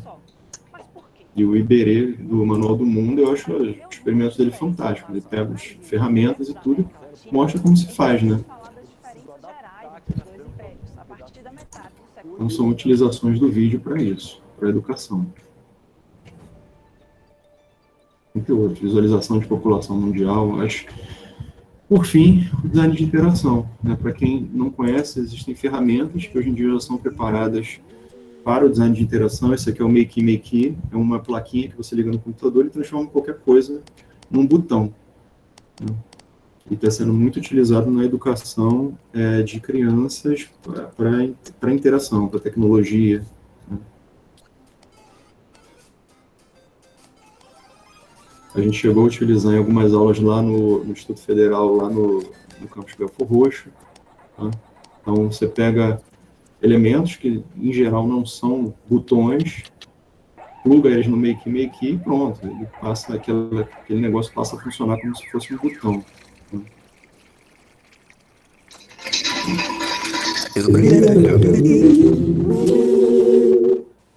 Dá para fazer quase qualquer coisa sem botão, né? Geralmente aqueles elementos que são mais orgânicos, né? Então, provavelmente você não vai conseguir fazer isso com plástico, né? Com materiais que não são condutores ou materiais que têm pouca condutividade, é mais difícil. Mas, de fato, você consegue, através desse dispositivozinho, né? E ele era barato até algum tempo atrás, né? Algum tempo atrás ele custava uns $50. O problema é que o dólar agora subiu tanto que $50 para a gente é uma fortuna, né? Isso, exatamente. O outro é o Arduino, que esse aqui é o vídeo do lado que eu ia comentar com vocês, né? Que você usa o Arduino, esse cara que utilizou o Arduino para fazer um regador de jardim, né? Mas que também pode ser utilizado para desenvolver atividades lúdicas com as crianças. A gente tem um professor no campus que é especialista nisso, que é o Christian, né? Outras plataformas, né? O Processing, que é uma linguagem de programação que ela foi feita para designers, eu vou até compartilhar para vocês aqui. Por que ela foi feita para designer? Porque designer geralmente não curte muito programar, então, enfim, um grupo de alunos do MIT criou essa linguagem de programação que permite que a gente faça interações de uma maneira mais, com uma programação um pouquinho mais simples, né? Então, o Processing é isso aqui. Então, o que é legal deles, né? Com meia dúzia de linha de código, que é isso aqui que vocês estão vendo aqui embaixo, isso aqui é o código-fonte dele, tá? Ele gera uma ball symbol. E dá para explorar, eu quero explorar um conceito de física. Tem como explorar aqui gravidade, velocidade, vetor, aceleração, né? Tudo isso você consegue explorar aqui. Ou então, como é que eu vou explorar matrizes, né? Então, isso aqui é um exemplo de exploração de matrizes. Então, você gera essa árvore aqui através da interação do mouse, do posicionamento do mouse dentro da tela, né? E o código de fonte dele aqui, que é, por incrível que pareça, é isso aqui, essa coisinha pequena aqui, tá? E é pequeno mesmo, se eu comparar com outras formas de programação, isso aqui é super simples. Isso é facilmente adotável em escola, claro, que tem computador, né? Vamos voltar aqui. Tá? Bem, estou chegando ao final aqui. Como design de interação também, a gente consegue utilizar jogos, né? Então, isso aqui é um que eu gosto muito, é o Assassin's Creed, né? Ele se passa em locais históricos, e o Assassin's Creed, esse aqui, por exemplo, é o Unity, em que eles exploram a Revolução Francesa através do game, tá? Então, eles reconstruíram a França da época lá daquela da Bastilha, né, da época que houve aquele momento histórico específico, e colocaram isso num game. Isso é fantástico, né? Isso não poderia ser feito aqui no Brasil? Poderia. Tem uma professora da UF que está explorando isso junto com os estudantes do Pedro II, fazendo histórias baseadas nos mapas do Rio de Janeiro do século XIX, tá? E aqui é o Lumino City, que para mim é uma das grandes representações de game e design, etc., em que eles utilizam stop motion, vídeo, grafismos para gerar esse elemento interativo, tá? Eu particularmente tenho esse game, acho fantástico, tem um game de lógica, tá? Dizem que se explora tudo, se explora gráfico, se explora visual, se explora lógica para trabalhar, tá? É isso. Então, minhas conclusões, né, para fechar aqui e a gente passar logo as perguntas, é que não existem soluções únicas para a criação de produtos educacionais. Essas aqui são apenas algumas, existem milhares de outras que não dá para abordar aqui por conta do nosso tempo. A participação do usuário é necessária durante o processo de elaboração de produtos educacionais. É importante se criar equipes que são multidisciplinares para fazer isso. É importante experimentar, testar, validar e refazer, né, as propostas de soluções que são elaboradas, né? É isso, obrigado. Aqui tem os meus contatos, tá?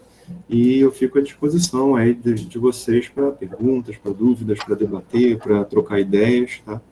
Obrigado aí pelo tempo de vocês. Rafael, foi muitas informações, muitas dicas, assim, eu vi aqui que todo mundo escreveu com a participação das pessoas, né, como é que, assim, a gente conseguiu ver como é que esse universo pode nos ajudar. Eu queria saber se alguém tem alguma coisa para perguntar, pode abrir seu microfone. Eu percebi que você deixou bem clara a questão da representação gráfica, a questão do texto, como uma forma, conforme conteúdo, para transmitir essa informação. Isso está sendo muito importante para todos que estão aqui, né, ligados à produção de produtos educacionais, seja em que nível for, para a gente entender essa importância de aliar tanto a imagem, o conteúdo, a forma, e como é que essas ferramentas podem nos ajudar. Elas estão aí, então era isso que que a gente precisava saber. Alguém tem alguma questão a colocar? Quer levantar a mãozinha? Quer abrir o microfone? Deixa eu ver aqui.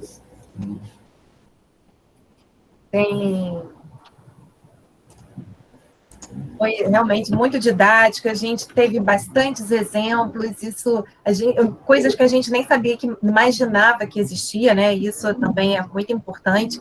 Tem uma coisa também que eu coloquei aqui, e que eu não sei se alguém vai perguntar, mas é a questão da equipe. Como que você conversa com a gente, passa para a gente, a quem procurar, a quem contratar, porque muito do que eu falei aqui a gente não conhece, né, de fazer isso. Então, como é que a gente busca esse conhecimento na forma de equipe, assim, a quem buscar? A primeira parte é tentar definir, né, que tipo de produto a gente vai fazer, né? O ideal é o designer estar participando desde o início, por quê? Porque muitas vezes a gente pensa no processo de design somente no final da elaboração do produto educacional.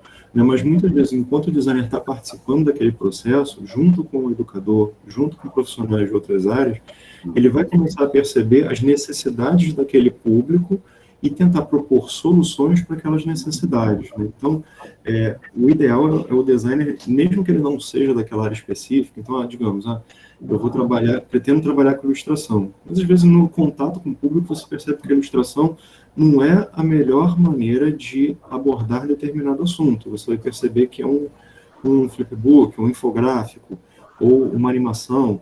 Então, nesse processo, que é um processo de conhecimento também das necessidades do público-alvo, ele vai estar ali, vai estar orientando qual profissional será o mais adequado a procurar. Então, nesse processo de elaboração do produto educacional, você vai entender, olha, não, para esse tipo de produto aqui, eu preciso de um designer que saiba programar, né, programar games, ou preciso de um designer que saiba editoração eletrônica, para fazer um livro, ou preciso de um designer que saiba vídeo, para fazer um gráfico, um infográfico em vídeo, tá? Ou preciso de alguém para animação. Então, o ideal é ele estar participando junto desse processo, até porque muitas vezes a gente inicia o processo de construção do produto achando que vai ser uma coisa, e na interação com o nosso público a gente percebe que um outro produto, uma outra necessidade dele é mais premente para ser elaborado, né? Isso é uma coisa que você comentou com relação ao conhecimento que a gente tem do nosso sujeito da pesquisa, do nosso público, e isso é muito importante para a gente também saber que temos que ouvir o outro lado, né? Parece que a gente pensa e quando a gente vai aplicar, validar esse produto educacional, a gente percebe que a linguagem não foi o que eles esperavam. A Thalita colocou aqui no chat como fica esse processo de produção no contexto da pandemia, onde não temos como interagir bastante com os alunos, dadas as condições de acesso, que muitos alunos não têm ou têm de modo precário. Perfeito. Isso pode comprometer o resultado final dos produtos. Perfeito, Thalita. A gente está vivendo uma época, assim, né, que a gente não tinha pensado antes. Por favor. De fato, assim, o contexto da pandemia, ele está exigindo de nós e dos estudantes um outro tipo de comportamento, né? Um comportamento que não é comportamento mais usual. Eu acredito que para os níveis de educação, para os níveis de educação, né, que estão lá na educação básica, isso é muito mais complicado, porque a criança ela precisa ser muito mais estimulada do que o adulto que já passou por essa fase de estímulos, tá? E me corrijam se eu estiver enganado, tá? Mas, por exemplo, com um adulto eu consigo, por exemplo, trabalhar numa aula remota, numa interação remota, coletar a opinião dele ou as necessidades dele, às vezes com um questionário. Uma criança ou com o ensino básico, isso já é mais complicado, né? Porque eu não consigo verificar ali, enquanto ele está fazendo, quais são as dificuldades dele. Para vocês terem uma ideia, tem uma empresa aqui no Brasil que é a Mercur, que ela começou é a empresa de borracha, aquela borracha verde, né? Uhum. Que ela começou a focar os produtos delas em tecnologias assistivas. Eles estão fazendo produtos para isso. Então, eles precisam dos estudantes ali para gerar. Então, eles perceberam lá, durante a interação com os estudantes, por exemplo, você fazer um giz pastel pequenininho, fininho, é difícil para o estudante segurar com a mão, para a criança de 2, 3 anos segurar aquilo ali. Então, eles começaram a preparar de acordo com aquela percepção que eles tiveram, né, ou seja, ir a campo, observar aquilo, começaram a fazer uns bastões que são grossíssimos, que fica mais fácil para a criança pegar ali e trabalhar. Assim, no contexto da pandemia, isso é muito mais dificultado mesmo. Você vai, por exemplo, precisar num extremo, né? Ou gravar o vídeo, pedir para o pai daquela criança gravar o vídeo, para você tentar analisar como ela está trabalhando, pedir para se fazer algumas perguntas para ela. Nunca é o mesmo contexto em que você está vivenciando aquilo ali, tá? Com certeza. Com certeza a gente está vivendo num momento de criatividade, de adaptação, de readaptação, então tudo isso está sendo novo, tanto para eles como para a gente. Tem uma pessoa, desculpa, a Kênia, falou que está usando o Canva.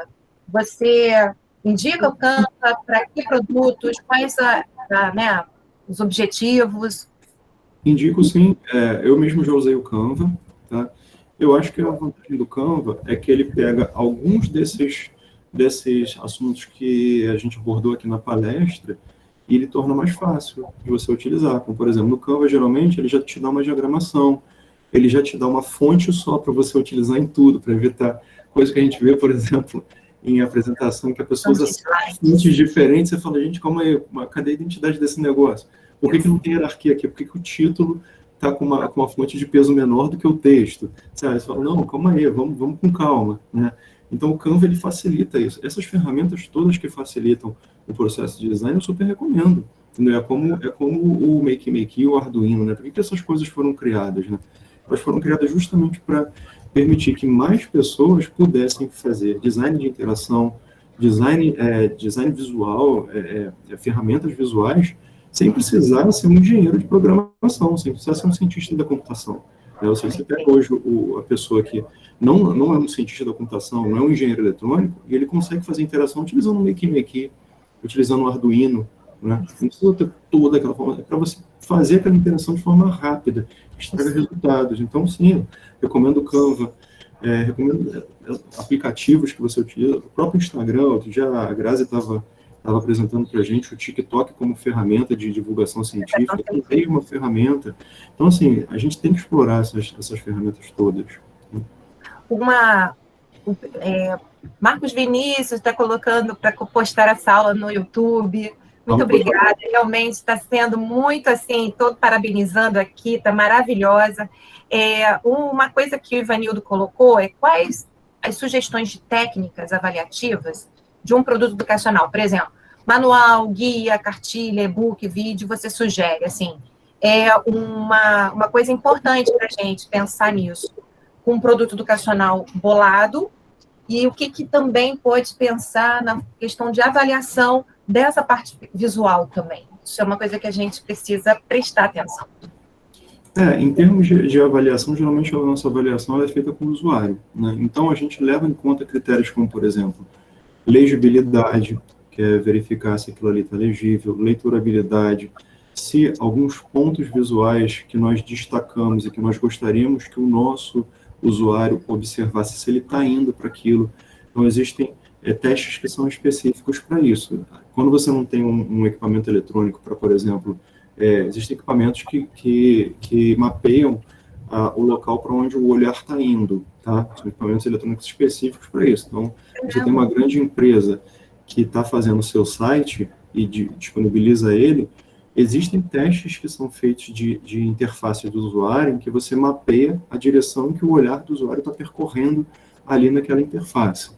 Se você não tem isso, muitas vezes são equipamentos caros, né, que exigem tecnologia, conhecimento, que muitas vezes a gente não tem, faz um questionário, olha, um questionário posterior, né, qual o seu objetivo com aquele objeto, aquele produto educacional?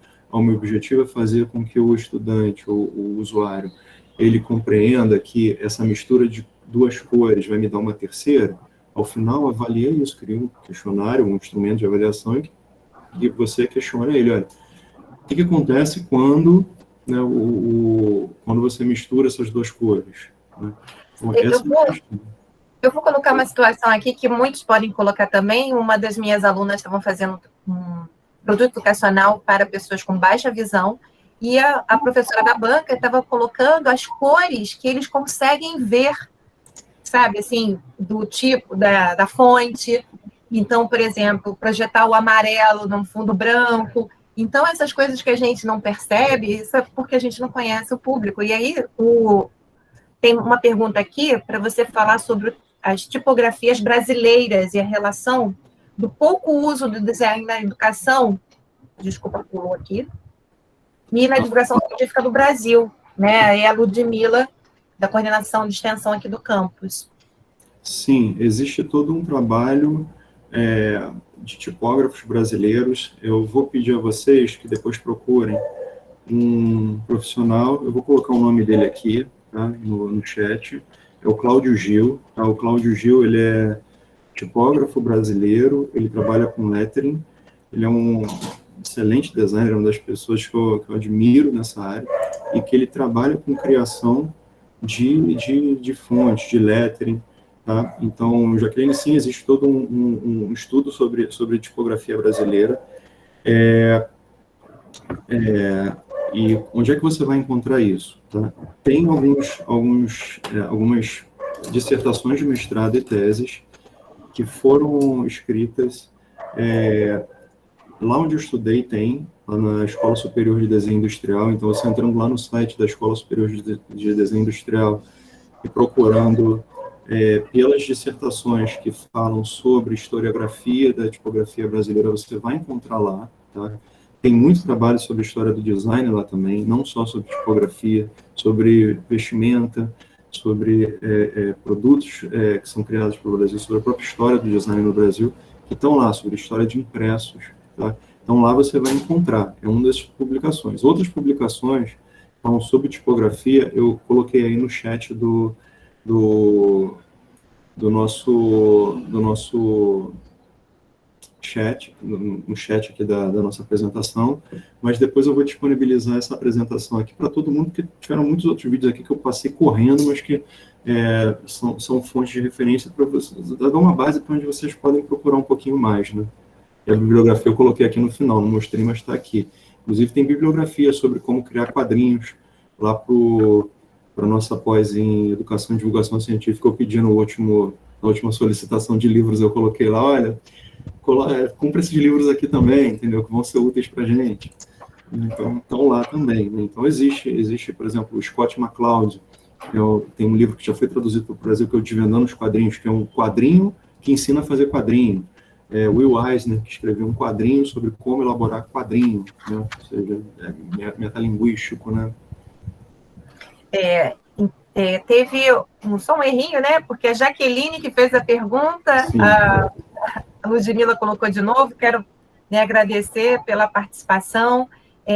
Vejo que a gente é uma informação necessária para a gente saber aonde procurar, isso é muito importante, mas que é um universo que você estuda e que mostra uma produção acadêmica na área, né? Então, isso é uma outra realidade, assim, não é uma coisa só nós aqui no papel de ir lá buscar, mas isso também é uma área de conhecimento que está produzindo conhecimento e também formas, né, de facilitar a nossa vida. Então, assim, não sei se alguém mais tem a mãozinha levantada, alguma pergunta. Eu queria, assim, agradecer e parabenizar, Rafael, pela sua disposição e pelo seu trabalho de ter feito essa apresentação tão bacana, tão voltada para informações e dicas para a gente, assim. Então, muito obrigada, espero que vocês tenham gostado e que a gente possa fazer outros encontros como esse. O pessoal que quiser o certificado tem que fazer esse formulário. Então, as últimas palavras, Rafael. Eu vou deixar aqui no chat, né, eu já deixei ali